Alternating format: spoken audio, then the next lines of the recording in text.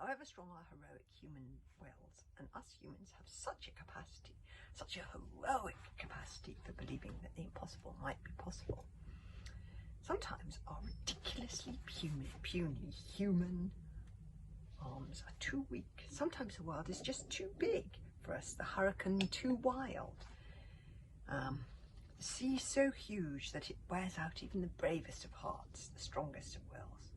So it would have been with Fishlegs and Hiccup. I have to tell you, they would have drowned that day in seas around the Amber Slave Lands, despite everything, despite their miraculous escape from the maze of mirrors and the lair of the Slickerfang.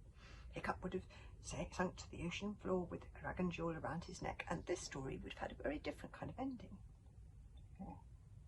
And for one thing. That one thing was flying right now on invisible wings above the oceans of the Amber Slave Lands, searching for something. A ghost from the past. A ghost that was hoping to make amends. A ghost that was never going to give up because of the promise he made to Fishlegs' mother. The deadly shadow would not give up. There is always hope, whispered his innocence. Remember the last time this happened? We gave up and Fishlegs was still alive? You have to learn from stories. We will not give up this time. Even the boundless optimism of Kamikaze riding on the back of the deadly shadow was fading. Of course it was, for had she not seen with her very own eyes Hiccup dragged down under the sands by some terrifying eyes-on-claws monster? With a howl of terror, the deadly shadow had drug at the spot with his great claws, and she had dived down and joined in with her own pathetic human hands, digging at the spot they last saw him. But sometimes the world is too big even for dragon claws. The deadly shadows was an air dragon, not a sea dragon, not an earth dweller, but he was not built for burrowing. He could not follow Hiccup underneath the sand, however hard he dug. But on he and Kamikaze dug until the great tide swept in and swallowed up their pathetic diggings.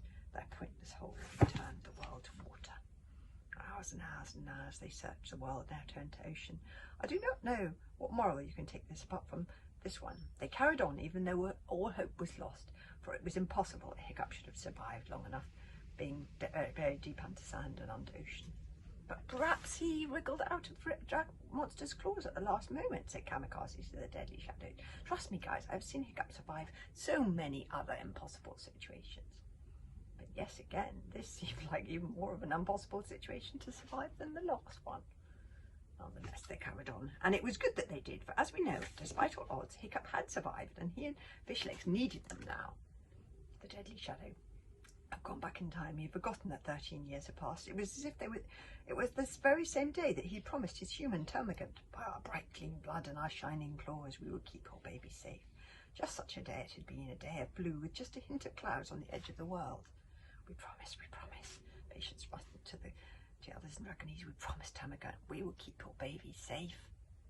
We promise, Arrogance and innocent whispered back, we promise. Swooping off over the blue expanse of ocean, the endless wave that searched forever. They searched for a little lobster pot bobbing on the waves. Their 6 deadly shadow eyes, the sharpest eyes in the world, the eyes that can see a nano dragon moving from a distance of half a mile, clicking, scanning the ocean, their senses all alert. Then with panic rising, they could feel the clouds moving in. Suddenly a mist began to form. Surely history could not be about to repeat itself. Surely this was a day of second chances. They swooped down further, desperately looking for the little lobster pot, and the deadly shadow found it. Way down below, a flicker of movement, a smudge of pink of human life, a tiny wriggle on an endless stretch of blue. Down the deadly shadow swooped, joy leaping in its camouflaged breast. And as they soared closer, Kamikaze could see it too, and she let out a joyful whoop. There they are. Oh, this time. They're gonna be in time. A smashed and broken lobster pot attached to the bottom back of a boy swimming. Oh, he's now so much bigger. He's not in the lobster pot. He's got a boy with a lobster claw necklace around his neck. The boy was supporting another boy with broken glasses. And even if the height was flying, the dragon could see in the face of that boy the smudged and vague outline, the wet, bedraggled memory of a human it had loved. Termagant's child. We'll meet again, Termagant, we'll meet again, snorted the 3 heads of the deadly shadow, triumphantly shooting out bolts of lightning as he swooped ever downwards. We're being attacked, whispered Fishlegs, shielding his eyes and looking upwards at the deadly shadow, as it made a rather clumsy clash landing beside them due to overexcitement. Hiccup and Fishlegs were nearly dead in the shock, because Fishlegs had never seen the deadly shadow before. so he might have thought it was attacking him. Hiccup and Fish Legs were nearly dead, and the shock of a highly camouflaged dragon landing nearly right on top of them out of the blue practically finished them off. But as they gasped and coughed up water, the dragon plucked them out of the sea and deposited them on his back, still gasping and coughing up water. But alive! I don't believe it, crowed Kamikaze with shining eyes. I mean, I do believe it because you've done it so many times before, but this time I really do not believe it. Hiccup smiled because he didn't really believe it himself either, what with one thing or another, and panting, he drew the dragon jewel out of his waistcoat. Well, of course, Kamikaze couldn't believe that even more than anything else. He made her take it out and put it back again. He let her hold it, and she turned it over and over, saying, I do not believe it! I do not believe it! How do you do it? What are you going to do with it? Kamikaze said. Hiccup sighed. I'm not quite sure, he admitted. I have to think of some way to use it so that I can stop this war.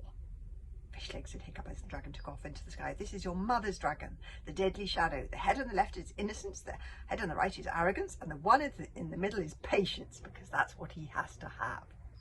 Fish Legs was sprawled on the deadly shadow's back, holding on for dear life, his clothes already steaming. As the dragon's back was as warm as an oven, he felt his whole body coming back to life. How do you do? Whispered Fish Legs. Even if I don't sit up, I'm a bit tired. Something about this dragon made him feel secure. And even in his weakened state, he struggled to sit up, the wind blowing back his wet hair, the slave light burning bright on his forehead. So you are my mother's dragon. I was, sang the deadly shadow, but now I am yours forever. I promise I will never leave you. I am at your service. I will serve you faithfully from now until death. Hiccup translated. Wow. Hiccup's back straightened, his eyes shone. Things were looking up. He, Fish Legs, the ex-most despised member of the hooligan tribe, the slave, the orphan and runt, was now the proud owner of literally the coolest dragon he had ever seen. And my mother was the chief's daughter? Asked Fish Legs. Was the chief's daughter? Asked Fish Legs. The best and truest human that I ever met, said Patience. She was a poet too, explained Hiccup, and half berserk, as we always thought. Even in his ragged, hungry, cold state, this put so much heart into Fish Legs. His mother was a poet. That must be where he got his bard skills from. His father was a hero. Well, this is a bit of mystery, but finally he knew who he was. He knew who he was. Oh, I love that picture. And yeah, I love how pleased he is. Wonderful Fish Legs. We'll have the next bit tomorrow. See you then.